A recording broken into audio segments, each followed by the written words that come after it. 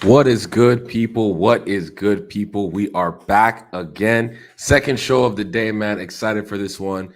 Shout out to Andy who helped us out with the weekend review. So if you missed that, make sure to check that after this show. But we are talking Manchester United. We are talking Manchester United, the latest transfer news, all this stuff that kind of bubbled up over the weekend. We were obviously focused on the games. I wasn't able to stream Sunday night. I wanted to do something yesterday night, but unfortunately, just didn't have the time. But we're going to talk about it today, man. It's not like too much different has gone on. We have a couple interesting news, you know what I mean? But I got my guy, Elite Pundit, Brian, with me in the building. How you doing, bro? I'm never happy after a loss. Yeah, yeah, But personally, I might feel good, but I'm not happy after a loss. So I'm kind yeah, of like, meh. I need to see some action in the transfer window. And, yeah, looking forward to Liverpool as well, hoping we do something there. yeah. Talk to me about before we even get into that. I know I saw your tweet, so I kind of have the gist. But what were your thoughts on the game? Like, you know, it just aside from the fact that we lost in the 95th minute or 90, what were your just overall takeaways? I thought we did decent. We've played worse at Brighton before.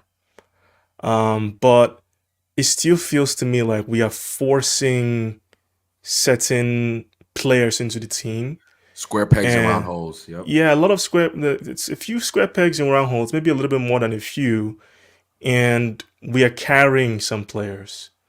Yeah. And you can't do that in the Premier League. If you Yeah. do that in the Premier League, you're going to get punished. So the overall game, we maybe a draw would have been a fair result. We shouldn't have lost it like we did in the last couple minutes. That seems to happen too often under Ten Hag, where we can't hold on to a result. So I would have been okay with a draw, considering we don't have the best record against Brighton. They seem to be our bogey team, but it's just the loss and the fact that again in the second half, the same thing happened against Fulham. We kind of lost control a little bit, lost control of the game, and Ten Hag made a lot of wrong subs for me. I don't mind he took off Bruno. A lot of people were upset he took off Bruno, but I think he just brought on the wrong player. And I think he should have brought on Collier.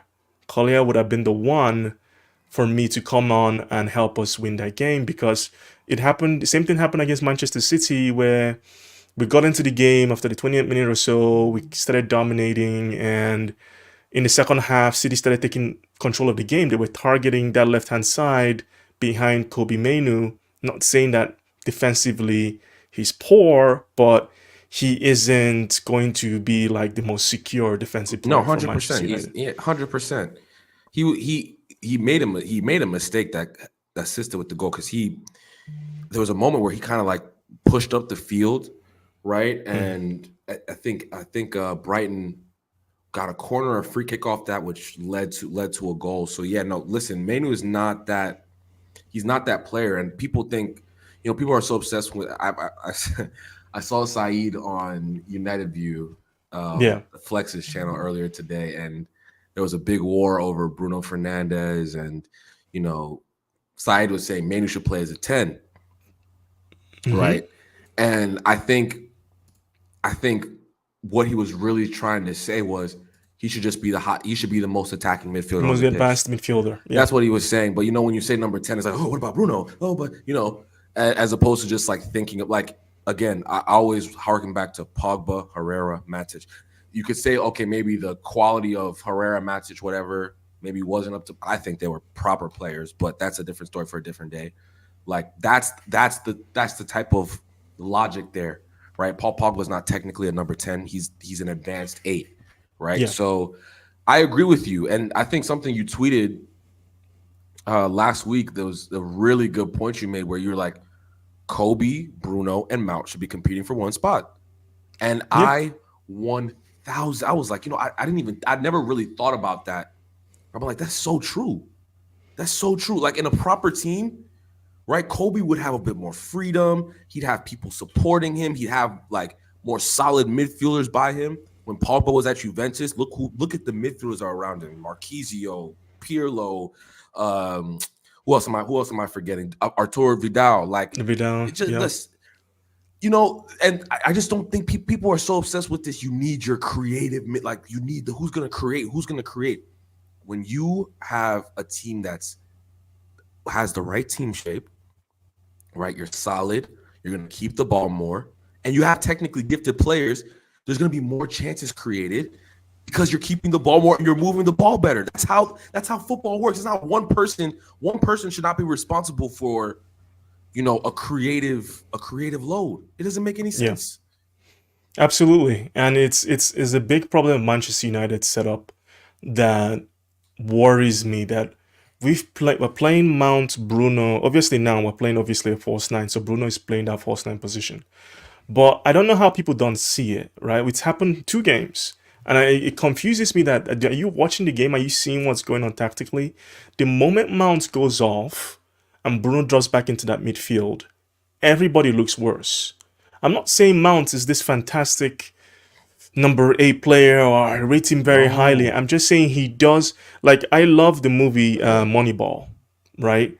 Because of what the concepts that they talked about in that sport with getting on base and the marginal wins in certain things that you do makes your team better.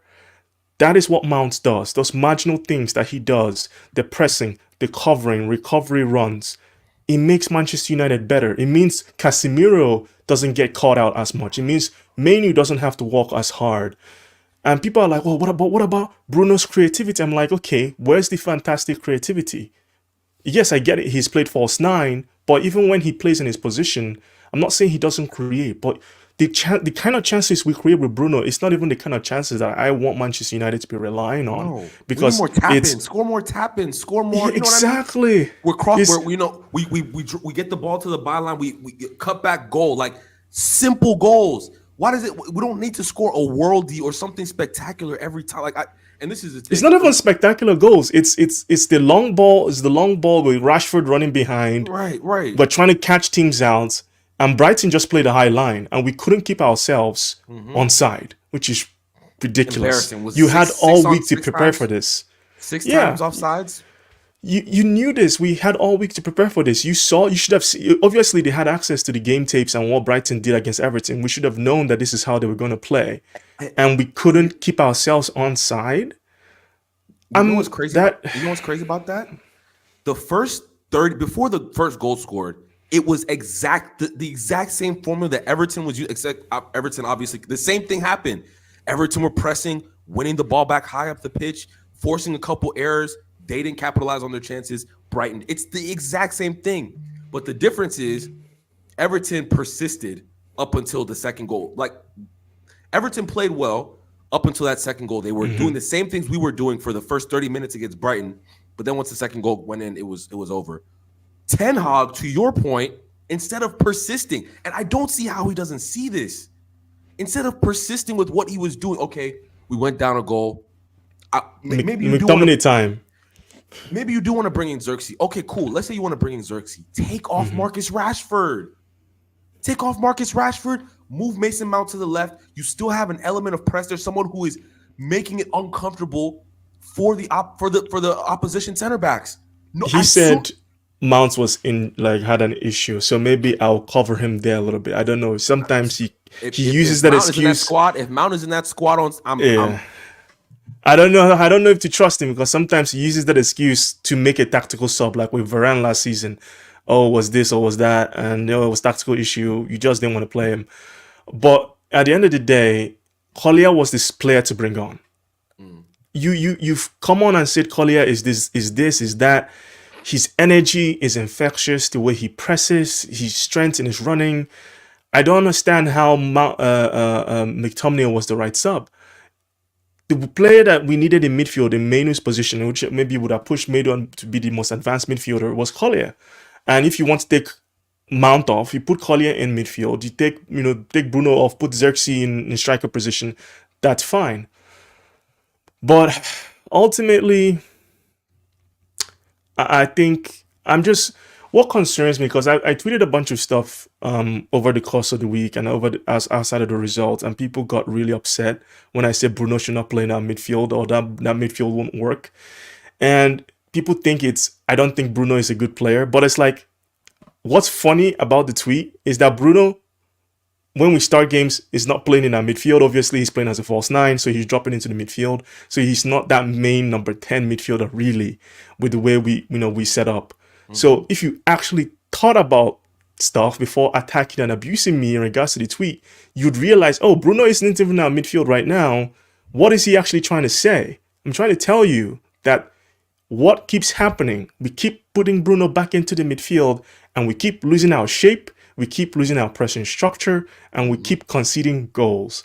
And people were like, oh, but we took Bruno off and we conceded. No, we were shit. We should have conceded before that. We could have conceded earlier. The second half was poor. The second half was not better than the first half.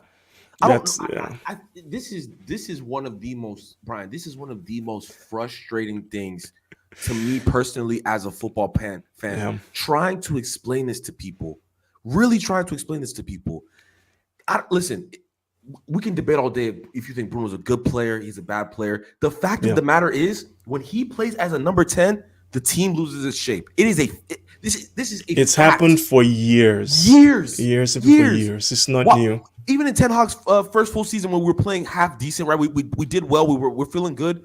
Where were some of our best performances? Bruno Fernandes was not in midfield. He was subbed out. Weghorst played as 10. Right. And Weghorst press at the Camp Nou was one of the main reasons why we were so good. It's so crazy. The same thing that Mason Mount is doing.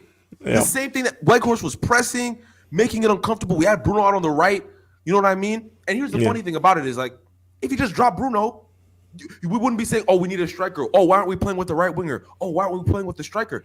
Just don't play Bruno. But people would be like, oh, but whenever we drop Bruno, whenever we don't play Bruno, we don't create.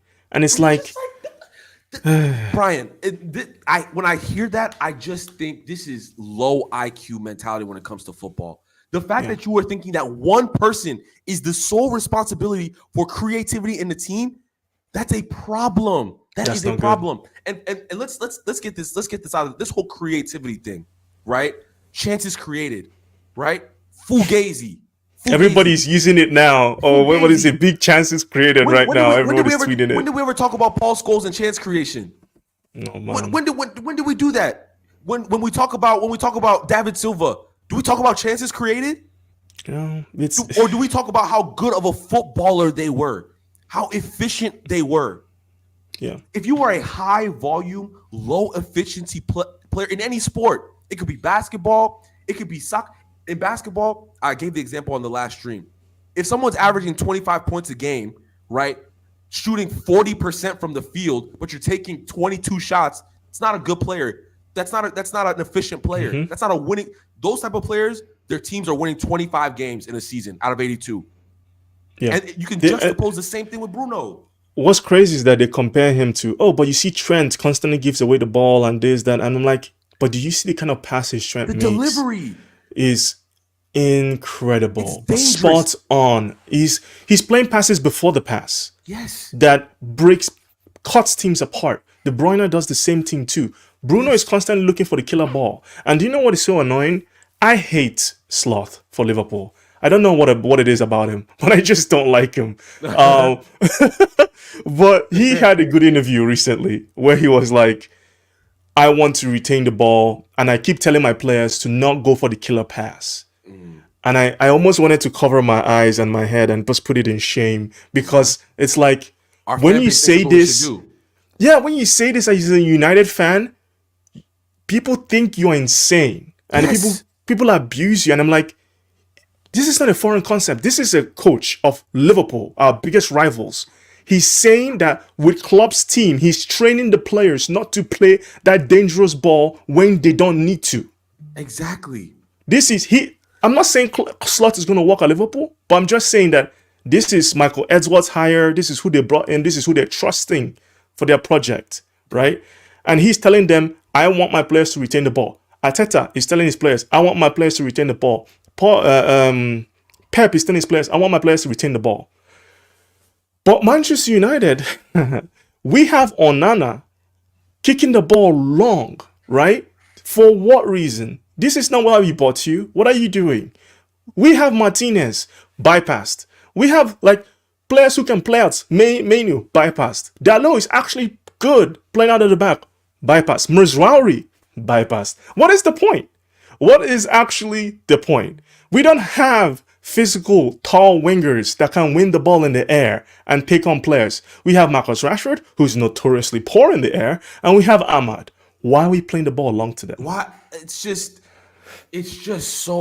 so frustrating. Like, I just don't think people understand this is like, we have chopped and changed this team for years, yeah. And there have been two constants in this team, and all the chopping and changing, finishing in 8th, finishing outside of the top 4 multiple times over the past 3 or 4 years. There's been two constants. And we've all said we need to build a team around these two. We've put good players. I've seen quality players around these players. I've seen Marcel Sabitzer here. Who's a quality player, but we should have never let him go. I've seen Ronaldo, Pogba, number 11, Matic, Martial, Juan Mata. I can keep going. Quality. These are players who have won things. These are players who have actually won things in other places. People laugh. Oh, Ashley Young. Ashley Young left us and won multiple Serie A's. Same thing with Matteo. We've put so many, and again, that doesn't have to do with Bruno, but we've put so many different players around Bruno and Marcus. And it's like, people act like if we don't play Bruno, we'd somehow finish worse than 8th. Do you really think that? You really think we'll finish worse than 8th? It's, for me, I'm so terrified of Ten Hag's profiling. It actually concerns me because I posted in our group chat about him wanting to give McTominay a new contract. And I swear to God, if this man forces the club to, like, I'm hoping Ineos don't allow that to happen. This is an Ornstein Bomba. Go ahead though. I know. I'm just saying, is this new or did this happen earlier? This was earlier. This was okay. During the weekend. Yeah. I know, it's just the Moppeteers are saying Ten Hag behind the scenes wants to keep McTominay. I'm hoping that they override him and they say it doesn't happen. But for me, what concerns me is the profiling of players. Ten Hag does not understand player profiles and how to get the best of them. Nope. Marcus Rashford is out of form. No doubt about that. Right? But we have not given Marcus much to work with, if I'm being totally honest with you.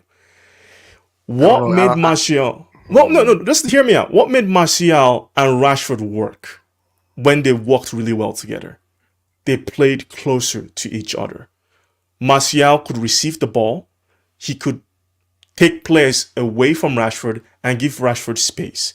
I'm not saying Rashford has been great. I'm not saying I like his work ethic. I'm not saying any of those things. But when I see Xerxes, and I'm like, okay, cool, we've signed this kind of like Martial copy or profiling style, right? Why am I not seeing them have interplay? Why am I not seeing 1-2s between those two players? Why am I not seeing Xerxes go over to where Rashford is and say, listen, like Benzema used to do with Vinicius. I'm not saying they're the same. I'm saying this is profiles, guys. You don't have to be at the same level. Of course. I'm saying, but this is a football pitch. The diameters are the same. The ball is the same size.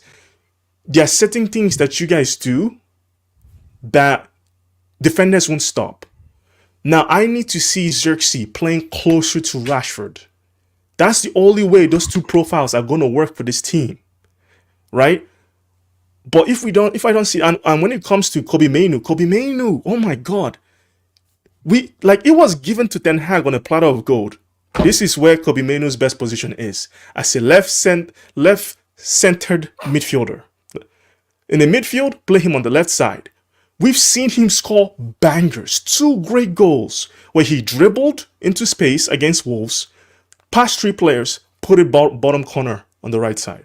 We've seen him bang it in from against Liverpool.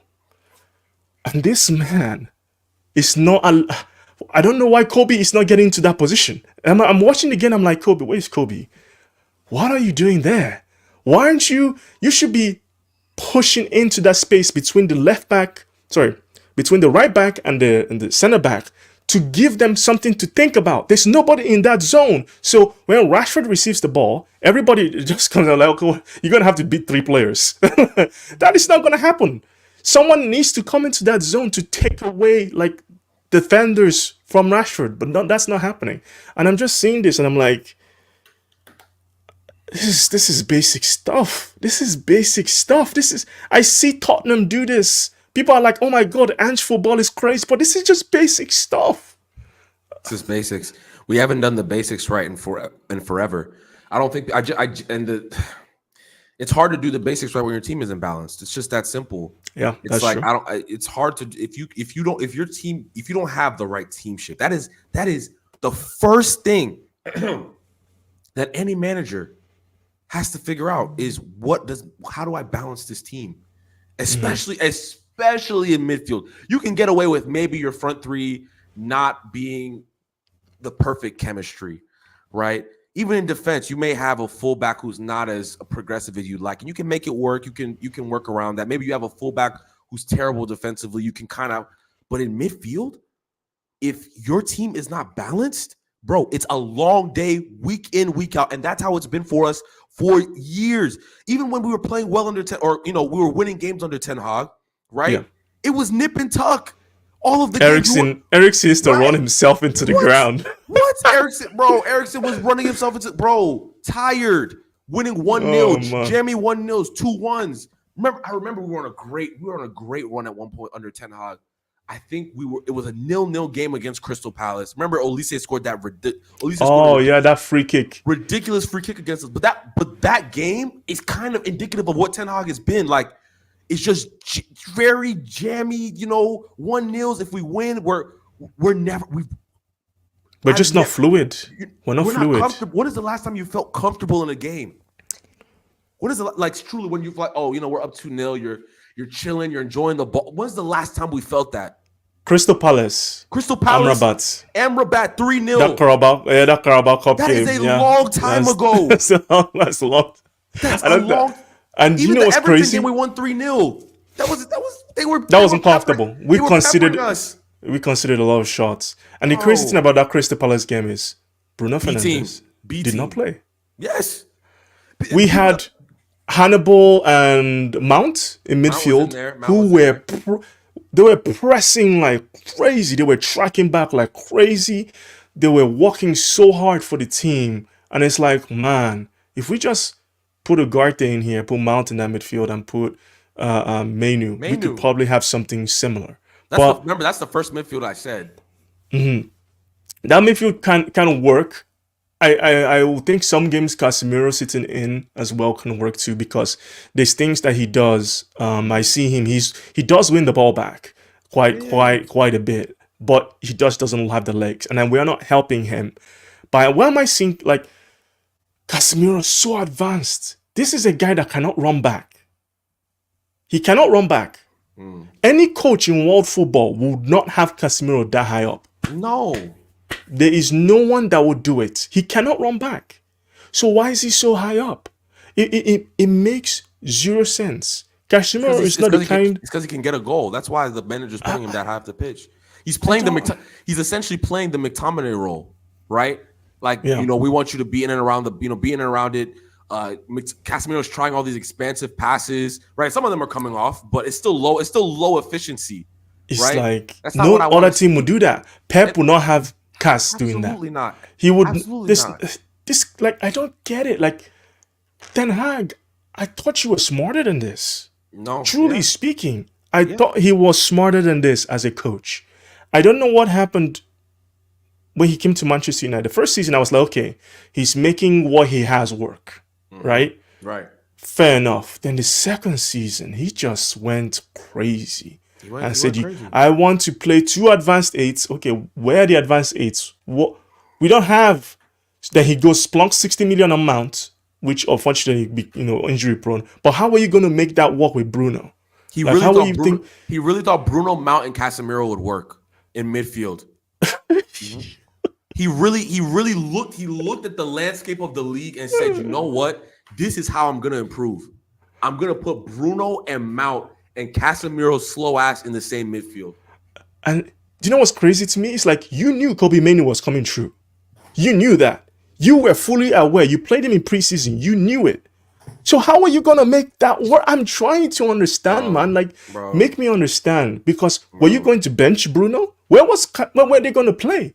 bro. I don't see the planning here. Were you going to He's make a Menu he's a. play as the I'm six? sorry. He's a very foolish guy. Let's be real. Like the fact that he thought that could work is indicative that this league is not for him. I'm just gonna be real. This league is not for him. I think in a league like maybe Italy or where there's less pressure to be expansive, right? And he can, and there's less like people will expect you to have teams. I think the pressure he's feeling is like, I need to score goals. I need moments. I need, I think that's what he's thinking in his head instead of building a team. You feel me? It's just like people are going to think, oh my God, we just started the season. Why are they complaining so much? But it's No, like, it's not just this season though. This is not an accident. Wait, before we even hold up, Brian, before we even continue, because if anyone says, "Oh, why are you complaining?" It's just this season. Wait one moment, sir or ma'am, who says that, please, I because just need people to understand is that for me, what made me, people are going to be like, oh, why were you so upset on Twitter? Because for me, what I saw was this guy doesn't know what he's doing, right? When you feel like that as a fan, well, I'm like, wow, this Brian, guy doesn't know what he's doing. Brian, let this sink in. Just just look at this. Look at this stat.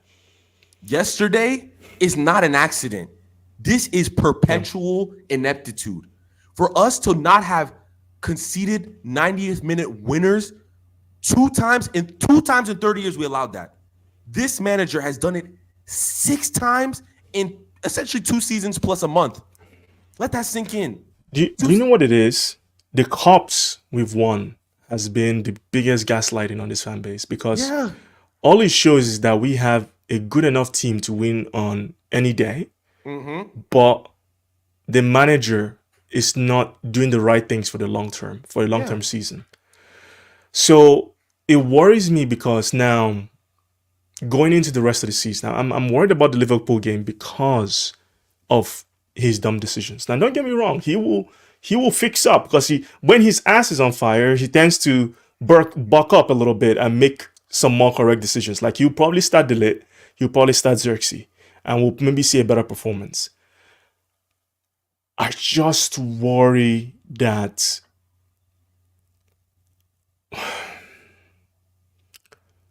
this is a more patient Liverpool. This is a more Yeah. patient Yeah. Liverpool that wants to keep the ball. Mm-hmm. And we are not the most clinical team, right? If this was Klopp, well, I know what Klopp is gonna do. Like you know what Klopp is gonna do. He's gonna try Chaos and football. Chaos football. yeah. Yeah. So chaos football, but this is a more patient Liverpool, and for me, it's like I'm a little bit worried if we don't take our chances. Um, if we don't take our chances against Liverpool, we might lose that game Yeah. No. 100%. because they're going to retain the ball, and we Hundred cannot percent. press. We cannot press a Liverpool team that is actually pretty good for 90 minutes. People need to understand that we cannot do it. Mm-hmm. We can't. So there are going to be periods of the game where they dominate the ball, Mm-hmm. right? We have good defenders, but are we going to field the midfield that we need to field to be able to contain that team? Mm. I don't know if we're going to. I feel like Ugarte is not going to come in enough, and even if Ugarte comes in, we're not going to play him. We're going to play Casemiro, Menu, Bruno. I don't know. I'm really If it's Casemiro, Manu, Bruno, 4-1 Liverpool. Trust. What? If it's Casemiro, Bruno or Casemiro, Manu, Bruno, 4-1. well, They will score so many goals. First of all, shout out United American, man. Don't 100%. I think you were saying don't 100% agree, but enjoy listening to opposing sides of my views. 100%, but it's all about opinion. It's all yeah. about opinion. Like, listen, Brian and I were agreeing today. Tomorrow we're gonna Well, we're we're not gonna going to agree. disagree. Like exactly, like me and Brian disagree all the time. But it's that's football. You know what I'm saying? That doesn't mean I don't respect Brian's opinion when I disagree. Yeah. You know what I'm saying? It's just that's the way it goes. And guys, we have It- over 20 people watching. Real quick, make sure to hit the like button, hit the subscribe button. Make sure to follow Brian on all socials. his TikTok as well as his Twitter. His Twitter is super jumping. He's one of the most eclectic men, one of the most interesting men in the world. Perfume, cologne, connoisseur. You feel me? So make sure you follow his TikTok. Shout out to Chow. This is the third season. How many negative records will we break under this manager? Embarrassing. No, 100%, 100%. I think Ineos are in a man. I don't even know because this fan base is ridiculous. Because have you seen some of the tweets about McTominay in the last? We have to talk about this now. This is gonna be the transition. We have to talk about this now. Let's get right into this because first of all, I'm gobsmacked. if this is true, if this holds up, I would like to give a round of applause to Ineos. Fair play.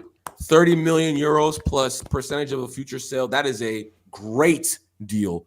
I know this was our main argument, Brian. I said we have to show these people, we have to show clubs that we're not just going to let them bully us for deals anymore. You feel me? It's a David Ornstein bomb, but David Ornstein generally doesn't tweet stuff like this unless it happens. So it should happen. It should happen because I think the club, no, they need the money. Not just for this season, but next season's financial compliance. There's so many things we still need to do next season, and even because FSR is calculated on a 3-year rolling period, so we still need the money. I do hope we're bringing in another midfielder outside of Ugarte. And one of the things I talked about today, funny enough, on Twitter was Manchester City might be looking to let Nunes go on loan, and I'm like, we gotta bring him in, man. Please, Barada, do something for me because come on, this is a guy that I think would do very good things for our midfield. Give Kobe Menu a rest. He can play in multiple positions. He played with Ugarte at Sporting. Okay, guys. So I think there would be cohesion there, and I think there would be familiarity between them there. So for me, again, I would love this. I think we need a second midfielder. I don't think Manchester City would care because they know they're so far away from us. Nah, they're not. This is where I gotta stop you. I don't think they will care. If I'm being totally honest, they will never give us Mateus Nunes, bro. On loan. Not even on loan. Why would they do that? Because we are shit, bro. They're not doing that. Listen, they give him to. When have we ever done a deal like direct with City? Like, when's the last time we did that? I know they've gotten players off us. I can't imagine we've gotten anybody off them for a long time. That's what I'm saying. Like they're like this. We don't do. I can't remember the last time we did a deal with City. If you don't try, you never know. If you don't try, you never know. And for me, with Barada's links to Manchester City, it's worth a try because I don't think we're going to. I agree with that. Yeah. I'm not saying don't. I don't know if it will happen, but I think it's worth a try. It's worth a try with the window winding down and a player that's probably desperate to play. Probably still remain in the Premier League. He doesn't need to move. He gets to still stay within Manchester. I think if you think about it, Pep said this before, will do what's best for the player. I think they will let him go. In my opinion, because Pep, he doesn't strike me like I don't think he's worried about Manchester United. I don't he is not that kind of coach. He thinks he has the best team. It's the principle. I don't even. If that was the case, they would have given us one of their overpaid players that they want to get rid of at some point. But we've never gone for them. We've never gone for any of their players. They just don't. Ever. It's like Liverpool and United. Like a deal's never going to get done. Like that's just not happening. This is if there's any time to try, this is the time to try. I rather get we've been rejected than Nunes would have we let him just walk. Because if I was Arsenal, I would be all over this. Yeah, I would be all over this if I was Arsenal. But they also obviously they're not going to give. But they wouldn't now. Yeah, they wouldn't now. Before they did obviously with Zinchenko and Jesus. But it's like Nunes in that left center mid position for Arsenal with his ball carrying. Oh my days. Well, too bad you guys are competing for the league, so they're not going to give him to you. But Chelsea. Yeah, you see, I like he's My namesake. I don't know.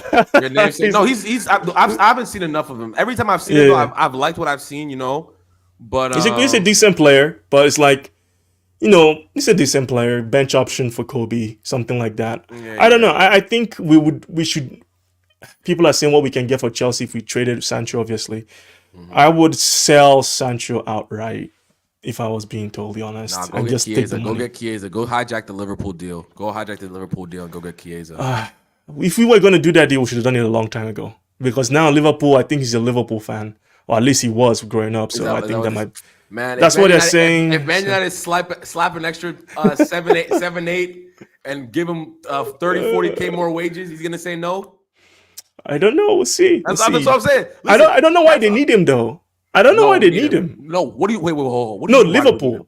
Oh, I don't know why Liverpool. Liverpool need him. Oh, I thought you meant us. I said what? No, we need wingers. We need attackers. What? I was We gonna don't say have a lot. we But need wingers.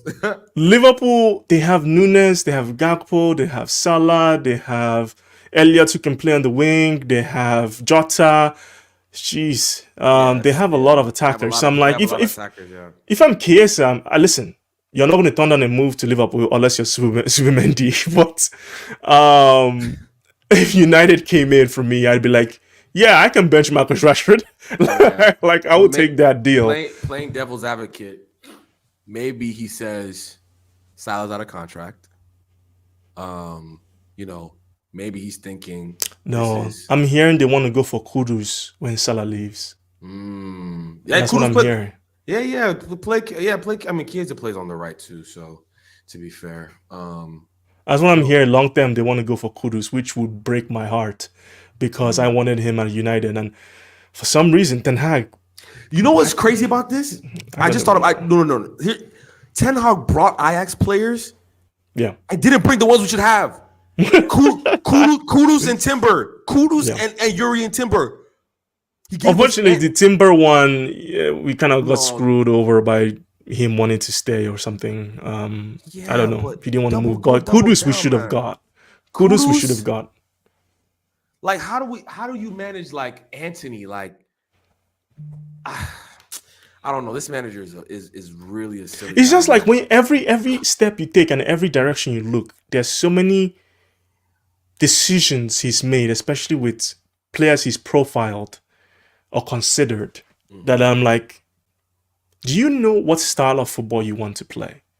Because you come in with one style. Okay, fine, your first season. Your second season, you change it completely.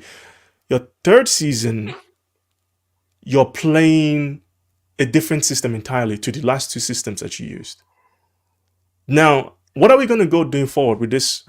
Because I thought, in my opinion, what I thought he was going to do was persist with his 4-3-3, right? And then when we play tough teams, we'll play the 4-4-2 system with the two false nines, basically. I thought that's what he was going to do. Maybe now we played the same system, that 4-4-2 false nine. Okay, you can see we have injuries. Cool. I don't know if he necessarily, I think he kind of changed it when Xerxes came on against Fulham. So we're going to go back to the 4-4-2 system again because we're playing a tough team in Liverpool. So it's almost going to be until we play the game after for me to see when we come back from the international break, when Højlund comes back, when Shaw comes back, what is he going to play? Which is a crazy thing to be asking at this point in his tenure. Right. How are we going to line up? Who's going to play?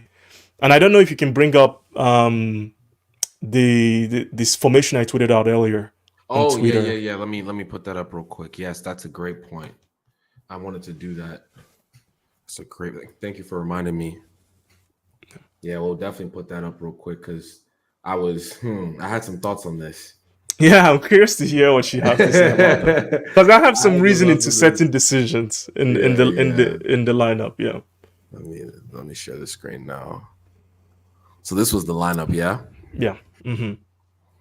So for me, one of the biggest problems we have and why I would want this particular 3-2 structure in build-up is if we lose the ball and we're attacking and pushing everybody up with the structure, one of our biggest problems is defending transitions. Dalot is one of our best PMP players, on or off the ball. Yeah. There's no reason why he should be high up on the pitch for us. He should be Mm-hmm. helping to protect the left channel.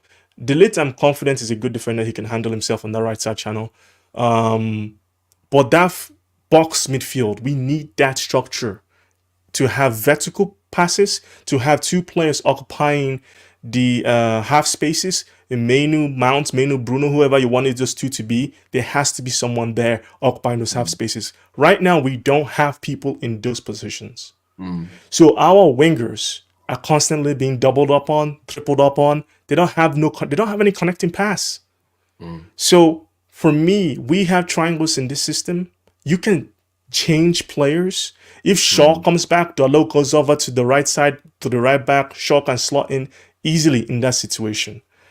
You know what my challenge is though? This is the concept is obviously I agree with this. I do agree with having 4 midfield players close to each other. Obviously, a solid 3 that can build up. All of those players that are there, are good on the ball, which I like. The reality is Bruno doesn't hold his position. So this immediately is null and void. So that's the challenge. That's the challenge. And it's like, if I say that, I'm crazy, but it's like I've watched this for so long. You know what I'm saying? It's like, okay, actually, real quick, let's take this lineup and I'm gonna transport it to lineup.com. I want to do that real quick so we can move it around. Yeah. So because but like I said, you can pick out Bruno and put Mount in. The concept though is obviously I can't. There's no arguing that. Like, you know what I mean? Yeah. Really and for people who are concerned about, because I've heard this, Martinez can't play in that position because he's not good in there. Guys, it's not a 3 at the back system. It's just Martinez going into that situation and build up. Like if strikers are, if it doesn't matter, because if people wanted to target Martinez aerially, it doesn't really matter where he is in defense. They will target him. Facts. We've seen Tony do it when he was playing left side. Doesn't matter. They will still target him. Right. It really doesn't matter. I'd rather have a good build-up structure. Exactly. You build up a certain way, and you in a certain formation, and you defend in a certain formation. Everyone's a bit different. But let me put this lineup up real quick. There we go. So we'll just do really quick. Onana. My name's not Andre, mate. Oh man, he's a character. He's a character, man. That was so fun. That was one of the funniest things I've ever seen. My name's not Andre, mate. Hilarious.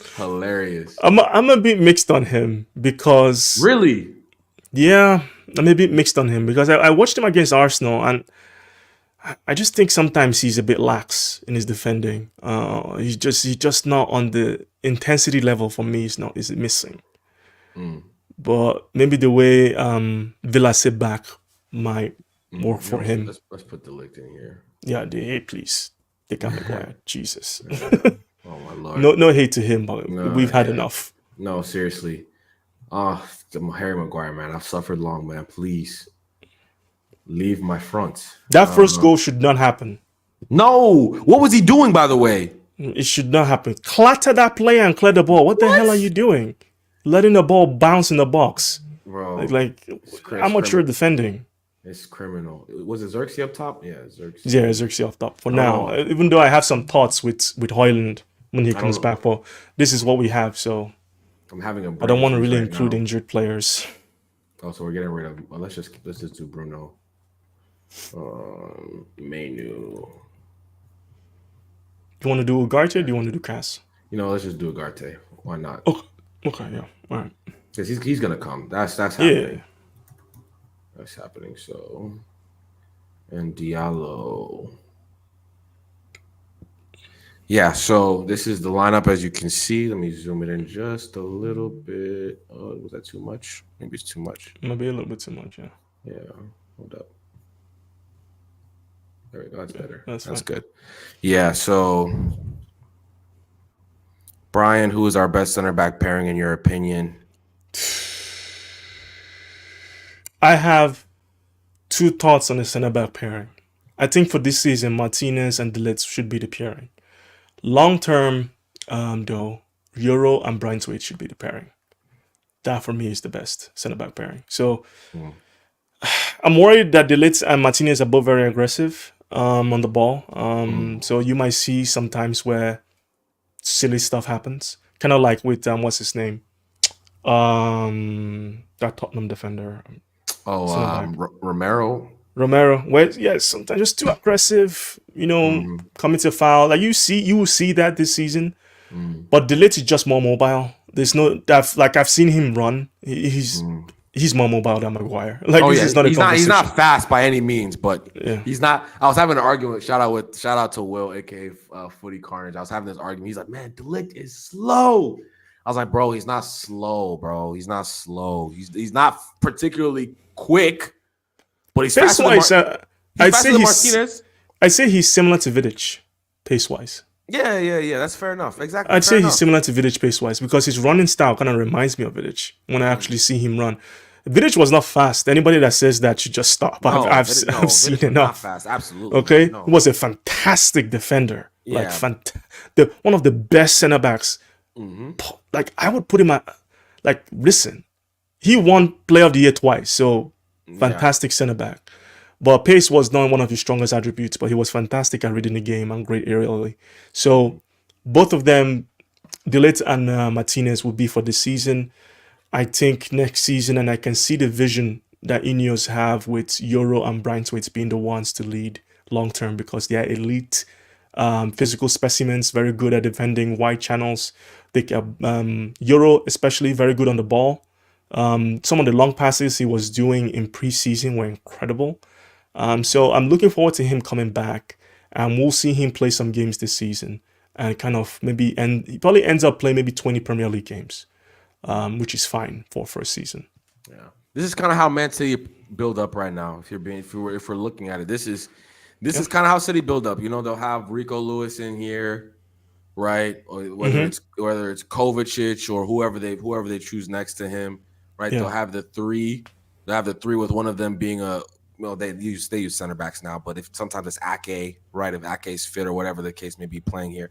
So yeah, no, the logic here makes a lot of sense, but you're worried about Bruno. He can throw him mounts. He can throw him. You know me. I have no issue with taking out Bruno Fernandes because that's why in my tweet I say Bruno has to be positionally disciplined, but he's not going to be. You see this? Unfortunately, this is what happens.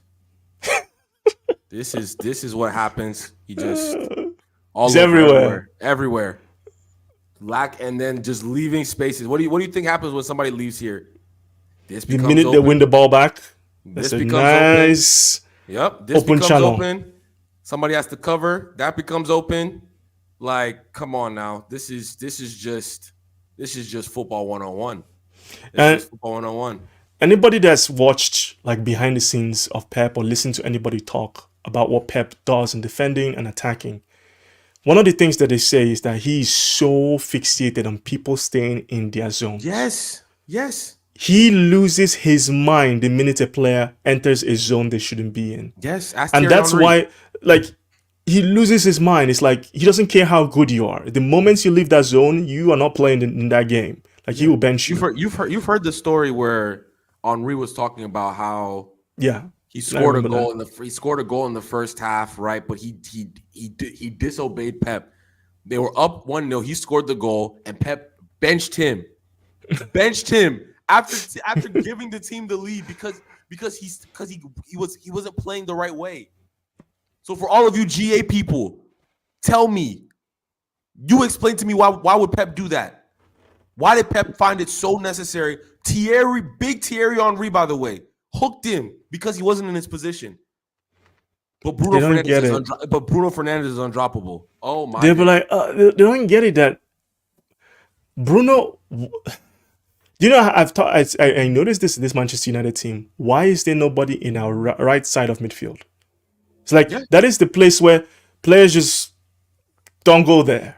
And this is one of the reasons why our right wingers struggle so much. It's because they just have nobody to pass the ball and do simple 1-2s with.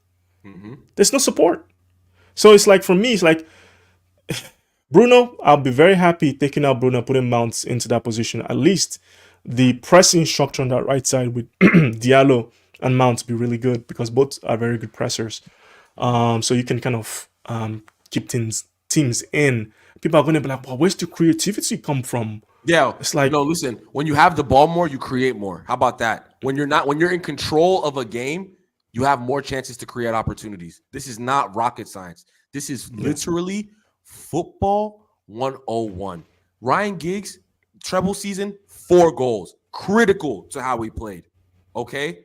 Like don't let goals and assists just run your mind. If you are playing well as a unit, it generally obviously you want your strikers to score goals. Like you want yeah. your strikers you want your striker to be prolific. Andy Cole, like you want that. Mm-hmm. But what you also want is a team that's chipping in here and there, right? This guy's chipping in here. No one is solely responsible for creating everything. That's true. Like it's just facts. We were more creative. We were more creative when we had Tom Cleverley and Darren Gibson in midfield. Seriously, am I lying? No, we had Obertan, we had Cleverly, we had Obertan, Cleverly, bro. Valencia. Like Valencia's a good player, by the way. That's not a disrespect, but like, I'm just saying, like, we had quote unquote worse players. If we had them in this team now, people would be like they're mid players, mid players. That but we were scoring. That's what we were scoring goals though. Almost, we were scoring goals though. This is the problem. This is where I'm like, people don't understand that one of Sir Alex Ferguson's greatest traits was understanding player profiles. He was so good at it. Why do you think Sir Alex Ferguson sold Ruud van Nistelrooy?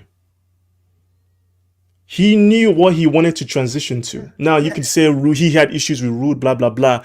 But it was no coincidence that the next season we were seeing Rooney, Ronaldo, Tevez and whatnot, not the direct next season, but he switched to a season with who wanted a fluid front three. Yeah. And that's that team is one of the best teams in Manchester United history. Of course.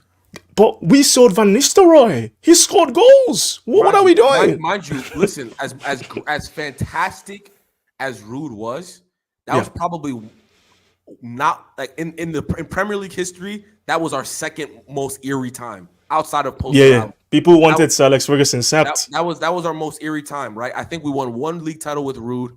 But then it was kind of just wishy. Chelsea did the double back to back. Man, we used to get bopped by Chelsea, bro. What? Like they used to bop us. We were terrible in the Champions League in that era too. Terrible in the Champions League, bro. Getting abused.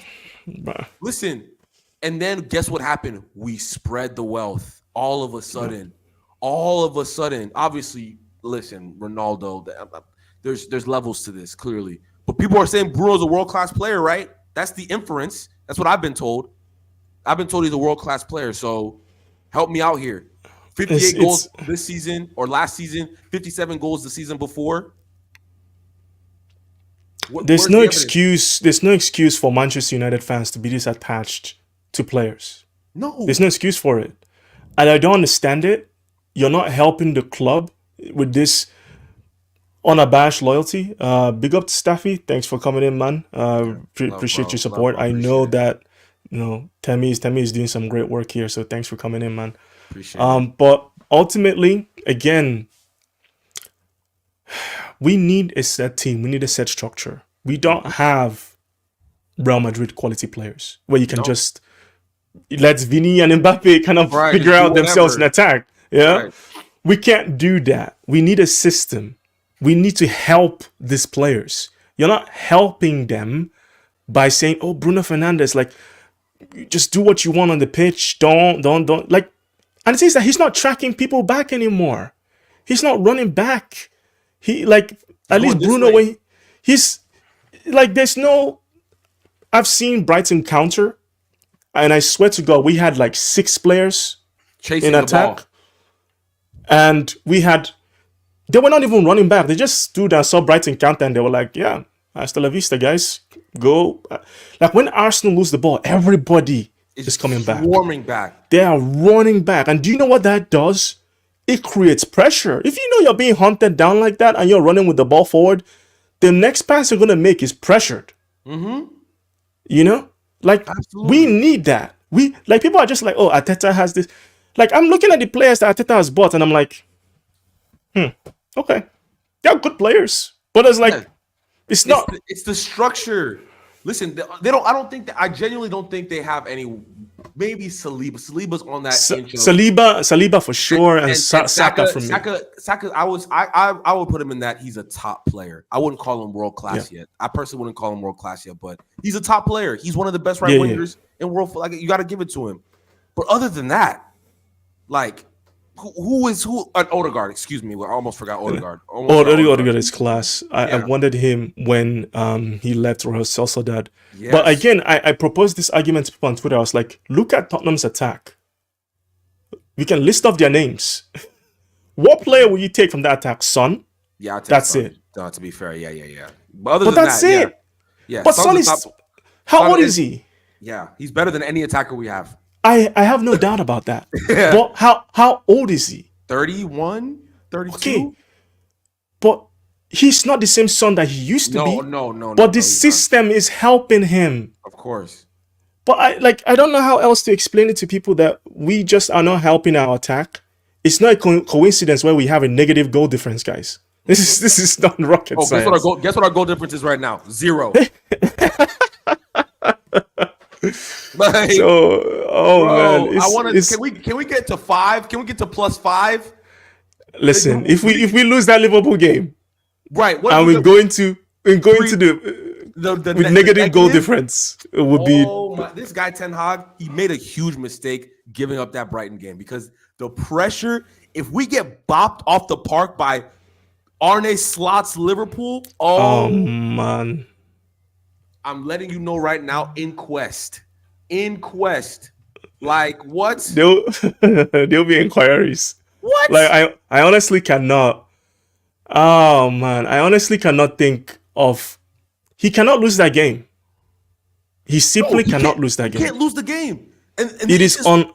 This is the pressure he's put. This is the pressure he's put on himself by being silly. But you know what's mad? I feel like fans. The guys need to understand that football has changed, guys. Football has fundamentally changed. I was seeing what's his name on Twitter? Pretty good analyst. Who does he work for? He has like the Cristiano Ronaldo picture. But but he was talking about Thiago Motta and how much he's already instituting his philosophy and the way they play out and everything. And I'm just like, football has changed, guys. You don't need a season to do this. No. You don't need it. Thiago Motta has slapped both of his first two. I'm going to watch the Juventus. I missed the Juventus game because of work today. But I'm gonna, as soon as we get off this thing, that's the first thing I'm going to see is how they played against Hellas Verona. Because Hellas Verona popped Napoli off the park the week before and clearly got beat handily today by Juventus. So look what he did at Bologna. Quick. And he wants Sancho. What? Right. and he wants Jadon Sancho. Oh man! Like, I swear, we have. I don't know. I'm getting to the point where that FA Cup final, man. The players won that final. Of course. They didn't want to lose. They didn't want to lose. Ten Hag Fair play to them. Ten Hag stumbled into that formation anyway. It was because of injuries that we were playing with a solid team that allowed us to play the way we played against City. That's the only reason. He didn't do that himself. Casemiro was playing. The reason we had Casemiro at center back because of injuries. Then we brought Amrabat and he was like, "Oh, hold up! Like we lost to Arsenal, but we actually he got himself under pressure, and it's like this season you had something in preseason where Collier and Mounts were pressing and they helped Casemiro, and Casemiro was looking decent, to be fair to him. Mm-hmm. But then Menu and Bruno come out, and I love Kobe Menu, but I'm just saying, like, he does have his deficiencies, and it's like you've taken off Bruno, you brought in McTominay. I don't understand that sub. What you then leave Menu and Casemiro in midfield by themselves when they were running out of legs, against the Brighton team that were at home. I said this before the game. I said we needed to start strong. We needed to start Xerxes. We needed to start Delete. We needed to go after Brighton, quiet down that crowd, score a couple of goals, and it would have been an easy win because they're not that good. They weren't that good. But we made them look good. But they weren't. If Liverpool go there, they're going to bop them. If Chelsea go there, I'm sorry, they're going to bop them. Like Brighton were open. But we didn't take advantage of it. They're playing a suicidal high line. Like the opportunities were, listen, Brian, I genuinely didn't mind the way we set out the team. I didn't. Listen, I didn't mind it because I knew that there's gonna be pressure here. We're gonna press well. I know we're gonna press well, which we did. We won the ball back, we need to win the ball back, which we did. The issue, listen, let's say Xerxes plays, right? Rashford can't play. Either Rashford or Bruno cannot play. Because then you can say, okay, let's put Mount on the left. At least we still have some energy, someone who's willing to run, apply pressure to Brighton's backline. Because if you look at what Brighton were doing in the first half, passing it back to the center back, passing it back. They had to check back because there was pressure. We lost our shape immediately. Mounts went off. Exactly. We could not press them. Honestly, man, I don't know what Ten Hag is going to do against Liverpool, but they're going to bait us into the press. And we have to either decide we're going to commit to it or we're not. Because if we do a halfway, well, not sure, they will tear us apart. Like, that's what happened in preseason. You have to commit to that press. The minute you don't, you're screwed. So Ten Hag has the big call to make of, am I going to start with the people who can follow my instructions or the instructions that I want to do, because you're spooky right now, Mr. Hag. Yeah. And follow it to the letter, or is he going to play Bruno and Rashford and hope for a counter-attack goal against a team that wants to keep possession? That's why we're playing for moments. Let's get in the comments real quick. My argument, shout out United American. My argument would be turning the ball over when you have numbers going into the final third is costly. That's down to indecisiveness. Players deserve to share that blame in moments like 1,000%. The defending for that second goal is some of the worst defending I have ever seen in my life. And I'm talking about from the whole team. Adingra had 5 players on him. And he still got the ball to cross. He still crossed the ball. How is that possible? That's wild. It happened in slow motion, man. I was like, what are you guys doing? Brian, go back and look at my live stream during the watch long when the goal gets scored. Or in fact, I think I have the tweet somewhere. Let me see if I can find it real quick. I was stunned. I couldn't even believe it. Yeah, I was silent too, because I was like, did that just happen? Because I saw our players pushing up and I'm like, the back post. The back post is empty. You just saw it. No. I saw 3 players at our back post and I was like, oh my God, do not let him cross this ball because it's a certified goal. And that's literally what happened. I was like, look what this team did to me at 8 o'clock in the morning. At almost 9 o'clock in the morning. Look what this team did to me, man.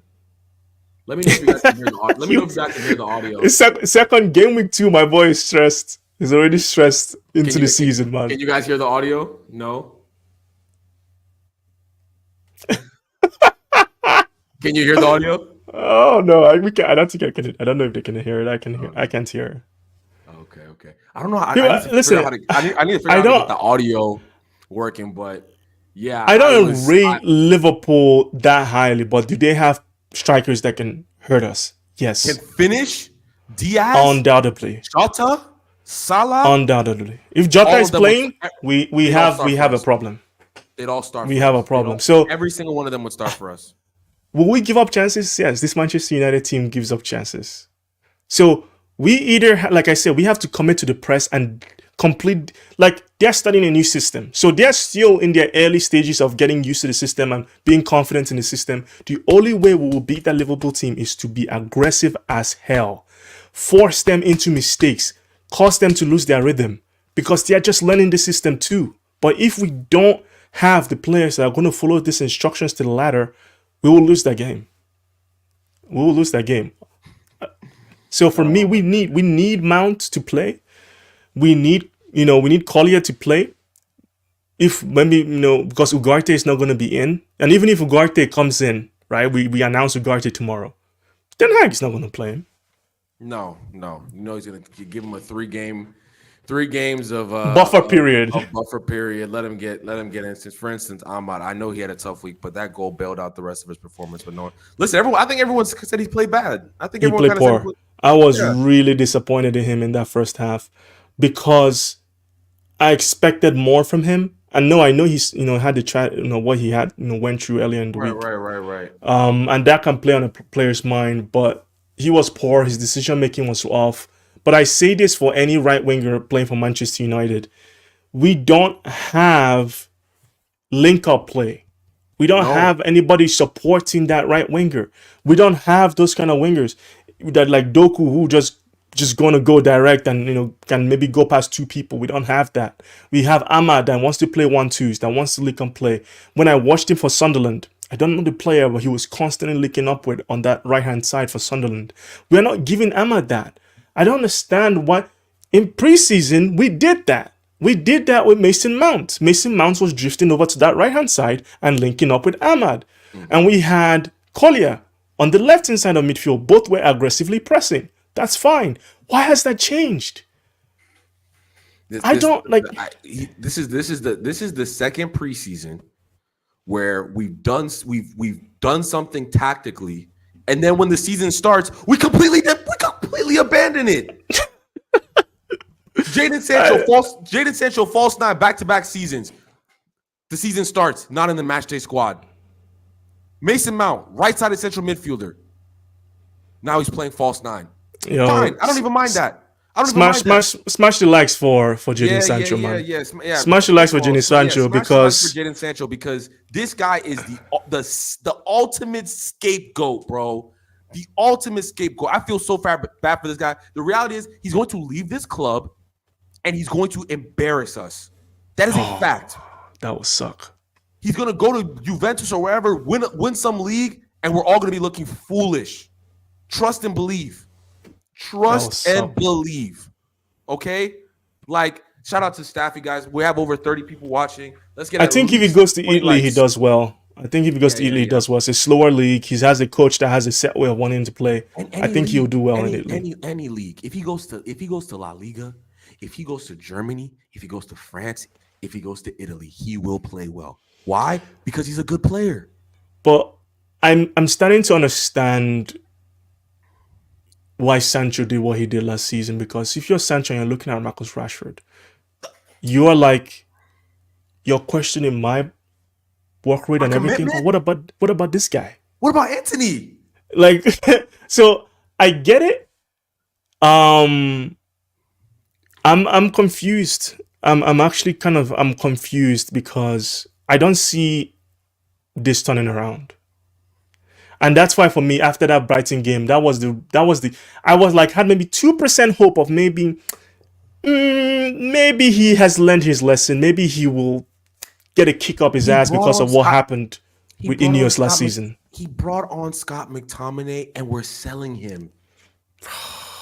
He brought on Scott McTominay and 24 hours later, 48 hours later, we get a David Ornstein bomb.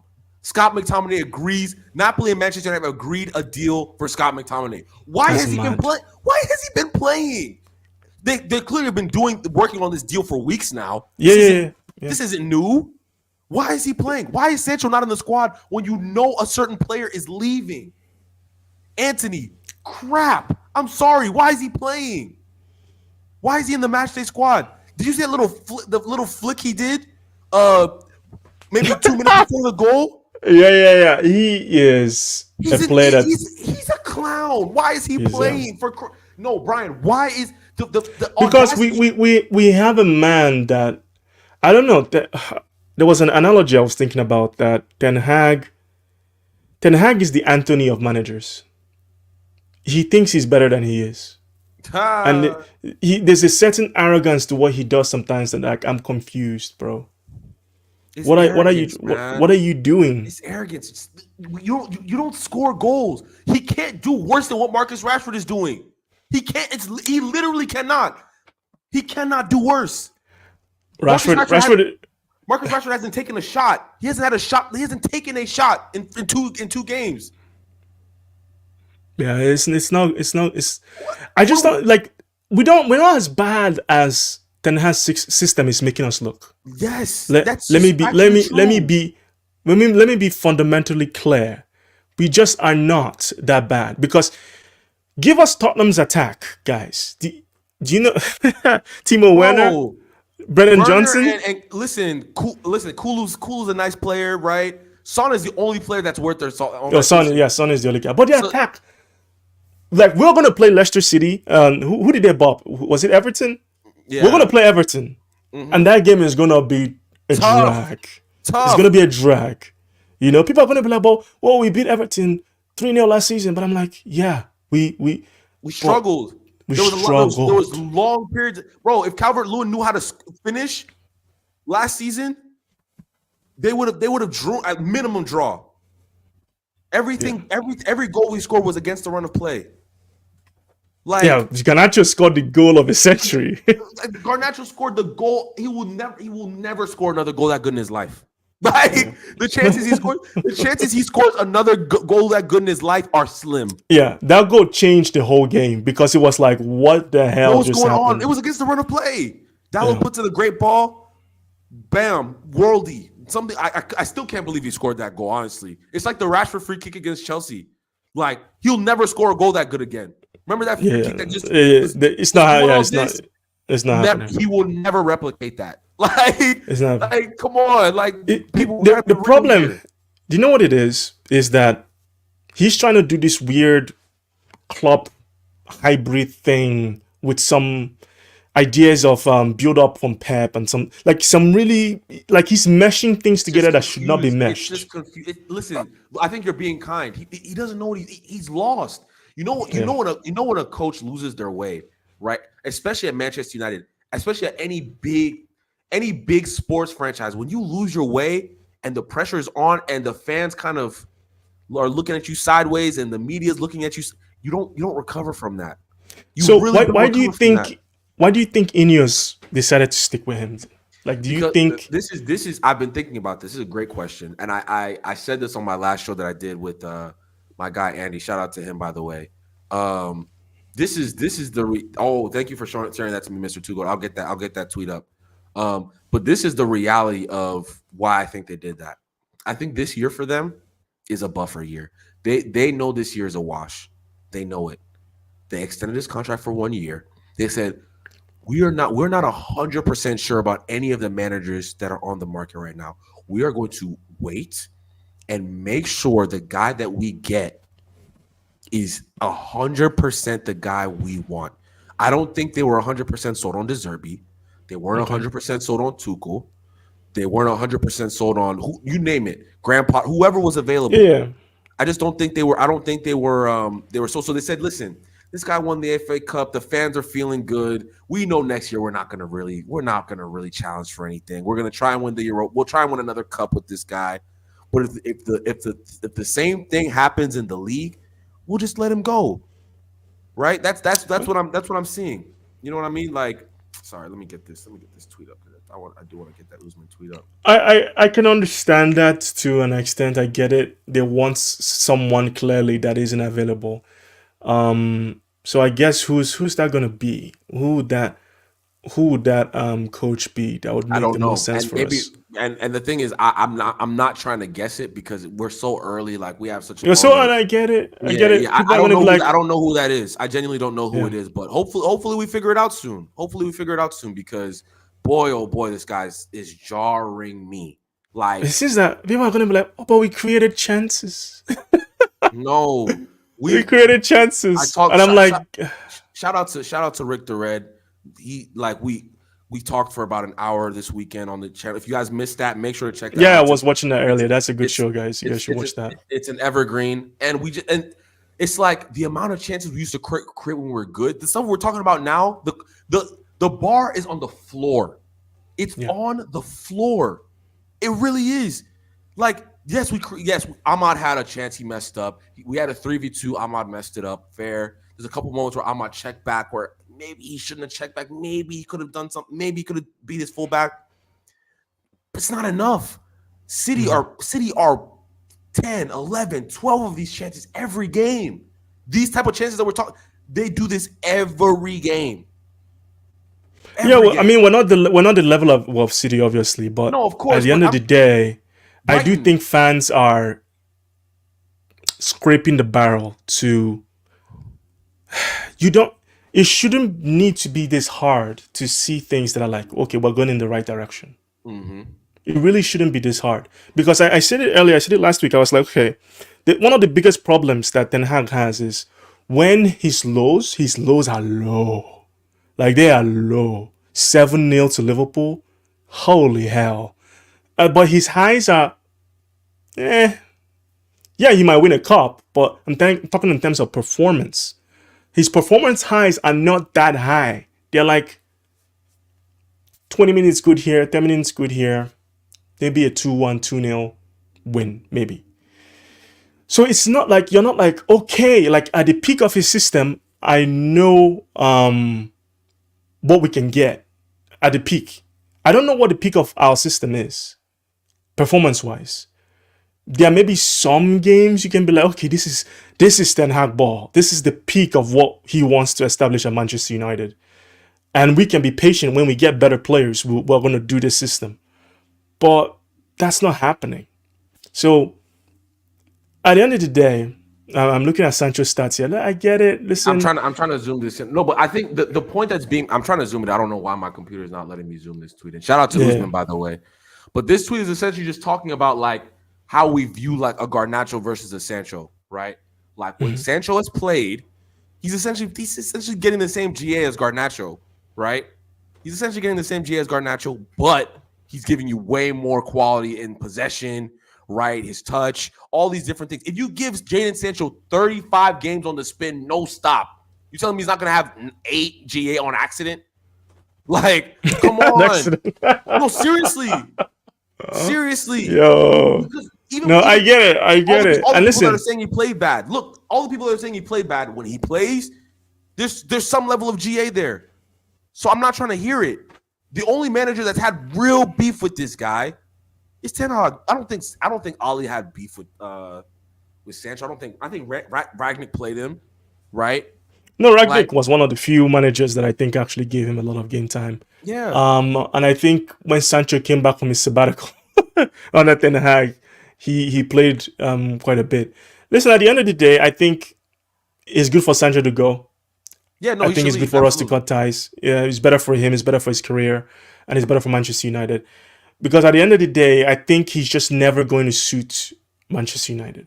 Right? I think Manchester United fans like a certain kind of winger, and that's not Jadon Sancho. Jadon Sancho falls into, for me, the Kagawa territory, Mkhitaryan territory, those kind of players that are different. So I just don't think it's going to work between us. So it's fine. No hard feelings. That's okay. I think, listen, that's fine. It's frustrating. It's frustrating because it'd be one thing if we had all these talented wingers and our wingers were just our wingers are mid. Let's just keep it a buckety bean. We don't score goals. We don't create a bunch of chances. We don't retain possession well. We don't control games. What are we doing here? But I also think typical wingers in football, like, okay, this is a good question from Mr. Gooded. Yeah. What is a United winger? So we've had wingers not just from Sir Alex Ferguson's time way back, like George Best, for example. We've had players that are good at carrying the ball, dribbling, getting past one player, getting past two players. Those are the kind of players that players that get Manchester United off their seat. Can Sancho get past one player? Sure, but I don't think he's that kind of player. He wants to link play. He wants to slip in a pass. He wants to play a true ball in. That's fine, but I just don't think he's the kind of winger that Manchester United fans are going to be like, oh my God, like Manchester United want wingers that are direct. They pick up the ball, they run at their man. They pick up the ball, they run at their man.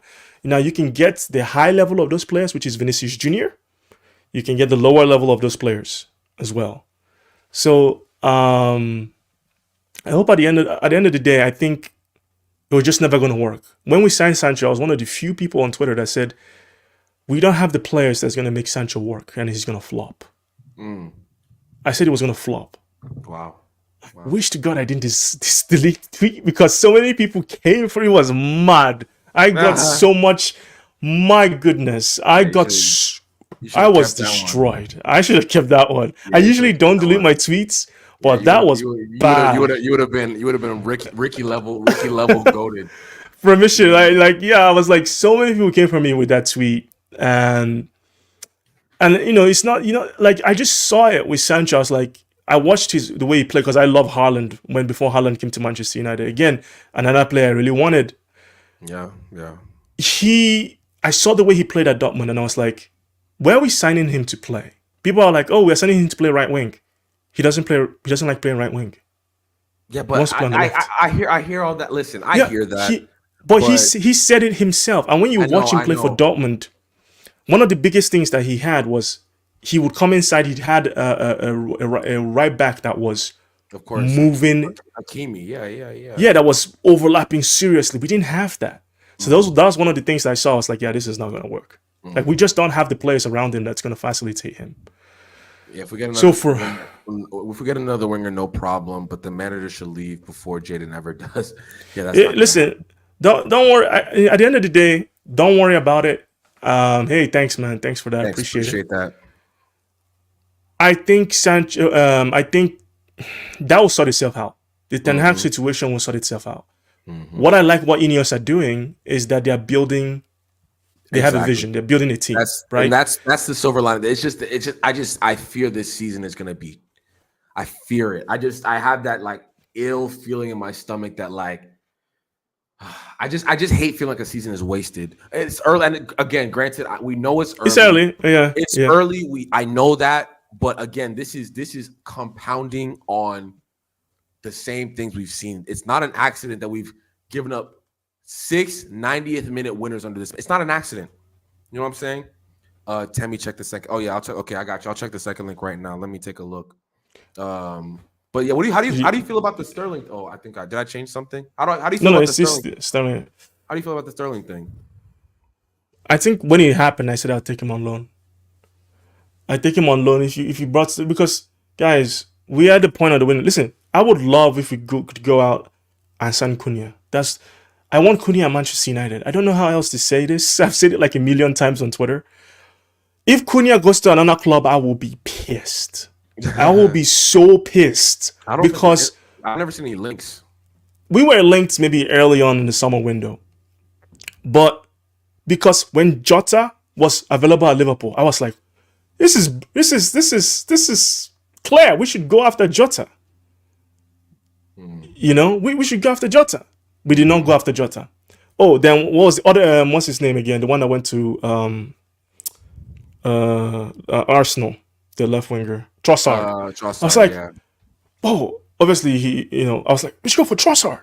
We didn't go for Trossard. Great players. Yeah. Someone is going to sign Cunha. And believe you me, we're going to look stupid when it happens because it's going to be like, oh my God, this guy is so good. And it's like, yeah, he's obvious. Did you watch him against Chelsea? He was cold. First of all, Ryan ate Nori. Listen, he can't defend, but that man. No, he can't defend for shit. That man is cold. I do not care. I do not care that. Yo, listen, Madueke was cooking the freak out of him, man. Like, Madueke cooked him. I know. He cooked him. But he didn't have support. No, the way they set up, they didn't have support, by the way. The Wolves defending in that game was horrible. That defending was horrible. But Ryan ate Nori. I said it this summer. He is so cold, bro. He's so cold, bro. He might have the best feet for a left back in the league, bro. Like, honestly, he's that good on the ball. He's that good on the ball, bro. It's gonna be expensive, and he's one to watch. He's definitely on our list of left backs to consider. But Cunha. If I was gonna get someone from Wolves, Cunha, man. Cunha's nice. Listen, here's the thing, right? It's like, my days. I could say he's a throwback player. He's a throwback player. Yeah, man. No, he's proper. He's a proper player. Like, I like him. Wasn't he at Atletico? He was at Atletico Madrid, and I Yeah, think I he was remember. playing more as an attacking midfielder then. Yeah, that's how I And he remembered him. slowly like walked his way, filling the Premier League. But Mm-hmm. my, like he scores goals and he assists, man. Mm-hmm. And he's playing for Mm-hmm. Wolves. Come on, Yeah, bro. Wolves. Yeah. Come on, I'm man. not sure Like, Ugarte. I'm not sure Ugarte fits most progressive managers. Well, good thing we don't have a progressive manager. I want a smacking. Wait. How do you guys approach Liverpool? Okay, I see. How are you guys approaching Liverpool? Do you want a smacking to accelerate? Hell no. Or do you want us to do well? Listen, there's one thing in this life I never want, and that is to lose to Liverpool at Old Trafford. What? That is it at Old Trafford? Right? It's at Old yeah, Trafford. is that Old Trafford? Yeah. No way, no how. There, listen, I might want ETH out next week. Listen, Liverpool, no way, bro. There's nothing that ruins a day more than a Liverpool loss, bro. That could ruin a week. Like the 7-0, I didn't. That 7-0, I didn't recover for the rest of the season. Like the what was it? The 5-1 for Ollie before the day he got sacked. Like, was it 5-1 or 4? I can't even remember what it was. 4-1 or 5-1. Like, yeah, that's 7-0 is one of the worst things I've ever experienced as a fan. 7-0 was like depressing. I thought I was dreaming. Like, that's how bad it was, bro. I thought I was dreaming. How many times have we gotten? Do you know what it is? Do you know what it is? I really want Slots to flop, but I really like. This is my heart, like saying, there's no way they're gonna have two good managers back to back. Like, come on, this guy has to be shit. Honestly, that would be that would be on. That would be that would have been great. I would really like that. Ten Hag needs to pull one out of his ass, bro, and he needs to win this game. He needs to win this game. He needs to win it because he has to win it. He needs to. This is not a conversation, guys. Go call Jaden and apologize because he can get you a goal versus Liv. He's done that before. Like, listen, I just want to see us get back to where we're a bit comfortable on the ball. Listen, we got distracted, but Sterling. Yeah, Sterling. Like I said, I take him on loan because of how the window is closing, guys. Yeah, we're not going to spend big money again. Ugarte is the last one.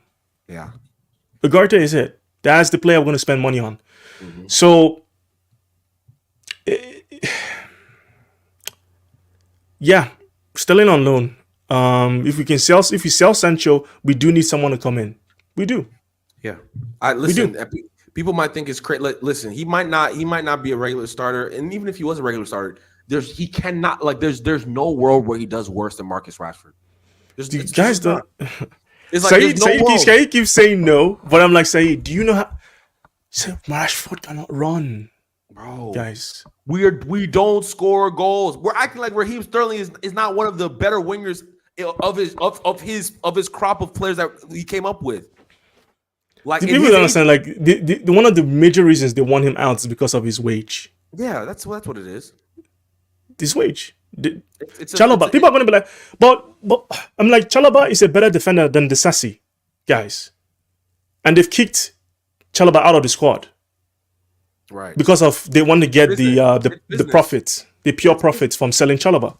Right. Like, Chelsea are doing business. Sometimes you have to do certain intelligent deals. Like, Trossard was 28, 29 when he joined Arsenal. He's not exactly super young, but he's still clinical. He's scoring goals for them. Mm-hmm. Exactly. I would take him on loan if we can. I would rather sell Sancho outright and be like, look, Chelsea, do you want to still get rid of him? If we can bring him in, 150K a week, cool. That's it. Sterling is good, but Sancho is worth more financially. Yeah, I hear that. Yeah. I would rather sell Sancho outright than sell him to Chelsea. Chiesa there, so 15 million. What are we doing here? Listen, I agree. If you can hijack Federico Chiesa's deal to Liverpool, then absolutely do it. Absolutely. Like, Chiesa at this point is better than Raheem Sterling. But listen, where would you play him? Where would you play Chiesa? What's his best position? Is he right wing, or left wing? Listen, I've seen him do both. He plays right wing predominantly, but he can play left wing. And I would play him left wing. I'm out on the right wing, and you get just ball retention, creativity, pace, right? Finishing, just I'd do it any day. Listen, he's in that Kvaratskhelia type mold of player where good control, good acceleration, right? Strong, physical, I all the like things him. on a winger. I like him, but he's I just like him, but the reality is he's just been Liverpool, injured. Edwards at Liverpool every so often goes and signs an injury-prone player. They've done it for a number of seasons now. They did it with Thiago. They've done it with Chamberlain. They've done it with a number of players. Every so often, there's this fantastic deal on paper, but they go sign the player and injury prone. You just don't see him. Right. So for me, it's like 12 million. I'm like, man, this is a no-brainer, and I get it. I'm like, man. Yeah. What, When Thiago went to Liverpool, my heart broke. He was my favorite. you were like, I was like, oh my god, what she's. But then he never played. He just did not play. I know. Yeah, I blame it on Klopp. I blame it on Klopp's system. He's not supposed to be running that much, man. He's not supposed to be running that much. No, he's always been injury prone, though, to be fair. But yeah, the Raheem Sterling thing, I'm cool with it. Let's run through some of the other news real quick. Yeah, we talked about Scott. Good deal. Yeah. If it happens, I'm excited for that. Sancho, we talked about Chelsea and Juventus exploring a deal to sign Jadon Sancho. I hope he goes to Juventus because Juventus will cook. Trust and believe. Yeah, I think he'll go to Juventus. That's what they're gonna cook this season.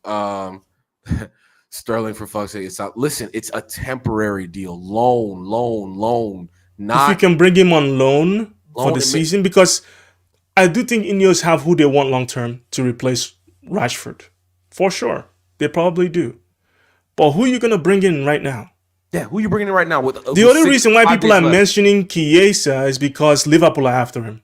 That's the only reason. You guys are getting transfer jealousy. Relax. Yeah. Like, relax. Facts. So, we need someone, especially if Sancho goes out, we need someone to come in who's going to challenge Marcus Rashford. And that person is not Garnacho. He's 19, 20. He's not Garnacho. I'm sorry. Yeah. The only way you can sit a big fish down is by signing another big fish. And if we can bring in a big fish like Sterling temporarily, we can bench Rashford and hope, for this season. Like, guys, we're not winning the league. Facts. We're not doing that. We're not. If we can get top 4, would be a miracle. So guys need to put their expectation in a certain place. We have long-term goals, we have short-term goals, we have medium-term goals. No, fair if enough. we can bring in Sterling temporarily for this season, see how he does on loan, because let's be real, nobody's going to buy him from Chelsea. No. It is not happening. With what just transpired publicly, nobody is buying him. Absolutely not. So it's going to be a loan. Yeah. Listen, that makes sense. Wilcox spotted in Manchester airport earlier today waiting to board a flight to Paris. Ooh. What does that mean? Ugarte incoming. Sterling big fish. No B. He is, man. Let's respect Sterling a little bit. Like, come on. Listen, it's crazy how recency bias is so powerful, because literally 3 seasons ago, we're talking about Raheem Sterling like he's one of the best wingers in the league, and it's not even. And then he went to Chelsea, didn't really work out. Listen, because it doesn't work out at one club, doesn't necessarily, like, again, in his age group, of his age group, he is one of the better wingers of his age group, of his generation. People need to stop. The issue with Marcus Rashford, guys, it's not the same issue with Sterling. I need you guys to not do this comparison. It's not the same thing that is disturbing both players. Marcus Rashford physically is cooked. Guys, he can't beat players anymore. He can't. I watched Sterling in preseason. He can still beat players. I watched him against Real Madrid. I think he played that game against Real Madrid in preseason for Chelsea. But I watched a number of games in that preseason. He can still beat players. He's still fast. I get the concern, but like I said, if it's a loan deal, I have no problem. I wouldn't buy him. Why would you buy him? Chelsea are the ones that need to get rid of him. Facts. So, unfortunately, no. Sterling is not the one in power here. Like, he can't. He has no say. You have no power here. He has none. So, yeah, he would leave. He would leave. Yeah. So Hannibal, good deal for him, I think. Remember this one. Oh yeah. I know we were going to touch on this. We can touch on it very quickly. Yeah, Everton, man. Audio. I don't know why my audio isn't letting you guys hear, but yeah, you probably don't basically want to hear this anyway. Everton fans were cussing This is why, Ineos, can you do something for me? Chicky Brightwood did, Can you hear it you now? know? No, man, I still can't hear it. Crazy. Cheeky 50 million, 55 million Brightwood bid. Deadline day. No, because listen, Everton do not have a team. I told you this, man. Like, their fans are on edge, bro. They are on edge. The Like, the audio on this is insane. The oh, audio on this is insane. Is insane. Oh my gosh. Bro, Sterling so becoming inconsistent. We need super chat, guys. Listen, I'm not on super chat status just yet, but you guys need it to will come. subscribe. Well, it'll come. Yeah, it'll come for sure. Guys, subscribe. We have over 30 people watching. If half of you guys subscribe, we get closer to that super chat, the super chat ability. So, you know what I'm saying? Make sure to show your boy some love. It would mean a lot. Help pay for these thumbnails. You know what I'm saying? That I'm paying for and all that good stuff. So help support the channel. Trying to invest, we're trying to be consistent. I appreciate guys like Brian who are assisting me along the journey and helping me and just being really solid people and helping me out, man. But Yeah, man. yeah, Listen, no, I know how it is to do social media content. It's not easy, and yeah. people have asked me before, why don't you do YouTube stuff? I Mm, used to. In 2015, I have some crazy rants on mm, Louis Van Gaal, but mm, all that stuff is private, bro. Well, look, one day again, I might start making content again. I have my studio and everything set up. I just don't have the time right now. mm. But yeah, man, listen, I know you're doing good work, so just keep going. Like, this is Yeah, the man. this is the grind. I know how it is. Yeah, So, man, it's a yeah. grind. And so to that point, guys, just so you guys know, tomorrow I will be traveling to Los Angeles, so no stream tomorrow. But we're back on Wednesday. So make sure to show some love on Wednesday. It's gonna be NFL content. And well, actually, no. Is Wednesday NFL? Yeah. Wednesday we're doing NFL content. My first NFL content on the channel. So we're really excited to kick off NFL seasons next week, and I'm a big NFL fan, so we're excited to get that going. Thank you, Demo Guru. Shout out to Brian, of course. And Thanks, then man. Thanks, hopefully Demogo. I'll do a Man United stream if there's some legit news. If it's the same news, I might chill. But yeah, man, NFL. Mind you, multiple shows by the way. So we're doing tomorrow is a fantasy football show because I'm a big NFL. I love fantasy football, NFL fantasy football. I'm in 7 leagues. Oh, wow. So I'm really invested. I pay 100. 6 of my leagues are $100 buy-in. So you know that I'm like Damn. genuine. Yeah, I'm genuinely invested in this stuff, man. So make sure to tune into that tomorrow. And then we're doing some preview shows for the season next week. We're doing an AFC conference preview.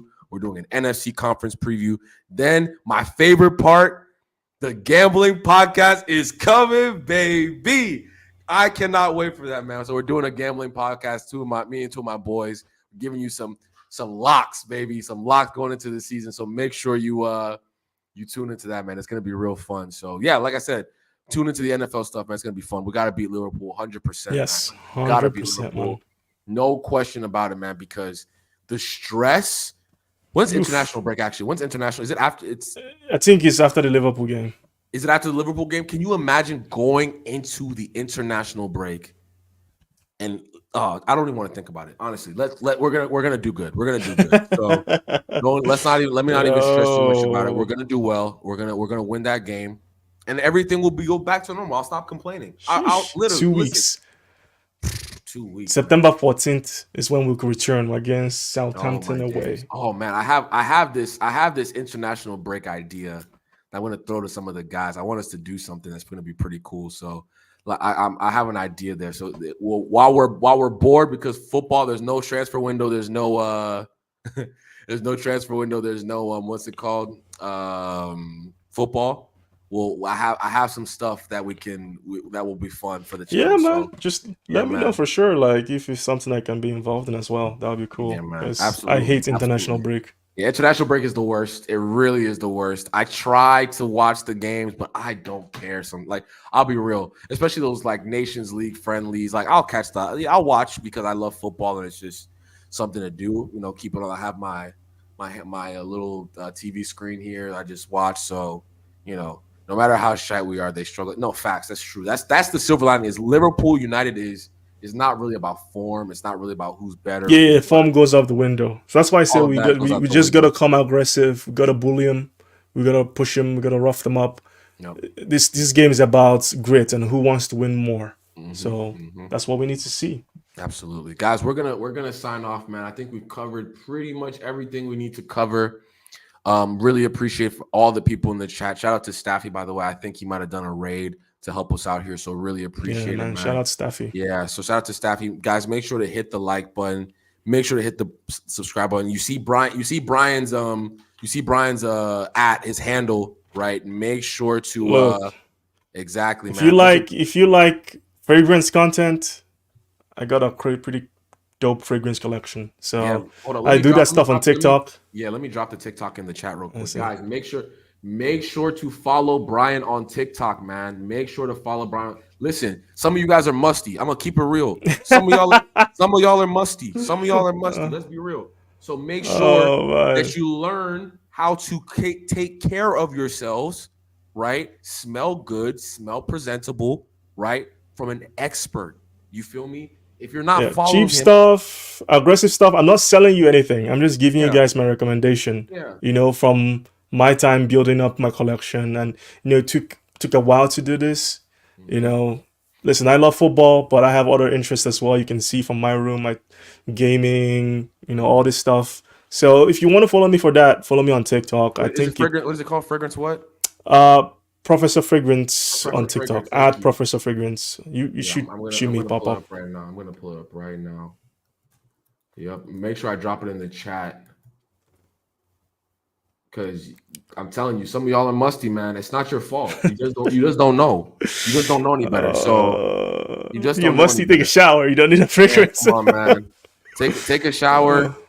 Make sure you're smelling fresh make sure you're smelling fresh for your lovely lady or whoever you choose to be with. I don't care. You know what I'm saying? But make sure you're smelling good. TikTok.com at Professor Fragrance. I'm following him, so you should be following him too. You feel me? The information is right there. You see his handle for his Twitter. You see all those, bro. You see all those fragrances? How many is that? Bro, I think I probably have this more that you can see, but I probably have Right, like 100 at this point. 100 fragrances. Uh, yeah. Guys, come on. This guy is a pro. This guy is a pro, man. So Brian, We don't want to talk about the worth. We don't yeah, we don't exactly. want to talk Right. Exactly. about. Exactly, Oh bro. So man. you already know. You already know. Big baller over here, man. You already Let's know. just say my wife is not too happy with me. Yeah. Let's just Oh. But no, guys, Well, we're yeah. gonna sign off, man. Brian, as always, I appreciate you, my brother. I really appreciate you. Guys, make sure to hit the like button, hit the subscribe button. Make sure to stay locked in. Oh, before I leave, I got to do the shout outs. My bad. I almost didn't do the shout outs. Shout out Regista Kev. Shout out to you. Shout out Tolulope Akindoyeni. Shout out Ati. Shout out Farouk Abolurin. Shout out to Demo Guru. Shout out to Temi Dial.